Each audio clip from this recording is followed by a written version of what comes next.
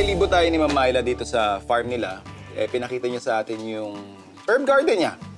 So, sakto dahil magkaibigan kami sa social media, nakikita ko rin yung mga posts niya and madalas nagbebenta siya doon or ino-offer nila yung kanilang organic free-range brown chicken eggs. So, yun yung gagamitin natin. Yung kanilang herbs at saka yung pinagmamalaki nila na very nutritious talaga. Na dito mismo natin na-pick yung kanilang brown eggs. Gawa lang tayo ng herb frittata.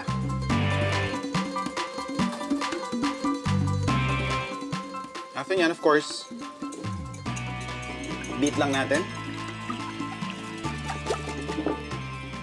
Pinaka magiging seasoning natin is yung ating Parmesan cheese. Of course, pwedeng salt lang din naman. Pero mas bongga ng kaunti.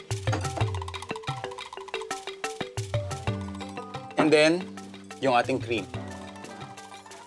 You have the option to chop your herbs, saka mo ilalagay. Pero what I'm going to do, para lang din masigurado ko na hindi masunog sa ilalim yung ating herbs, ipapatong ko na lang siya. So, pwede na natin itong i-fry.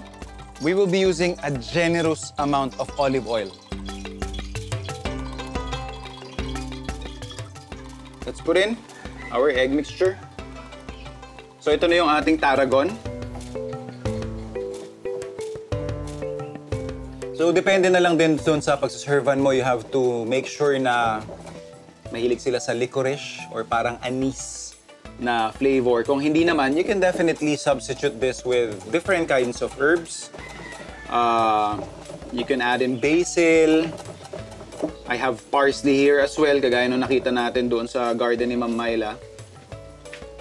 Then, let's add this.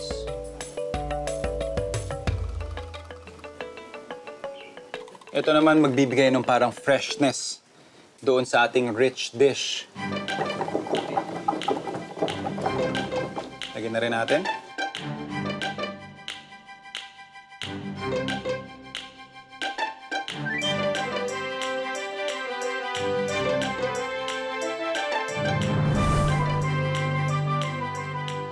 Usok-usok pa, bebe.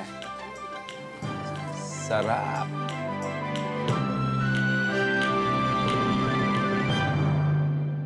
For today's Mother's Day episode, eto na ang quickie recap ng dishes na niluto natin kanina. Para sa ating iba beef, himayin ang iba at tanggalin ang buto. Igisa ang baka. Isunod ang iba. Season with salt and pepper. Halo ang luya. Tapos, bawang at sibuyas.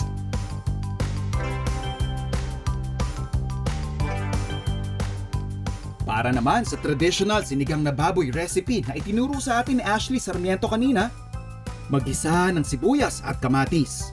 Ilagay ang baboy. Tubigan ng konti para magkasabaw. Timplahan ng patis, paminta, at tamarind powder. Kapag kumulo na, ilagay ang gabi. After 20 to 30 minutes, i-mash ang gabi para mas lumapot ang sabaw ng sinigang. Ihalo ang ibang gulay.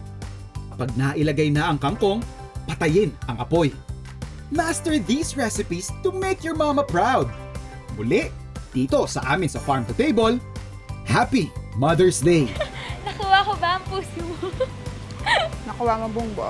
Nice! Sarap. Approve, guys! 5 stars!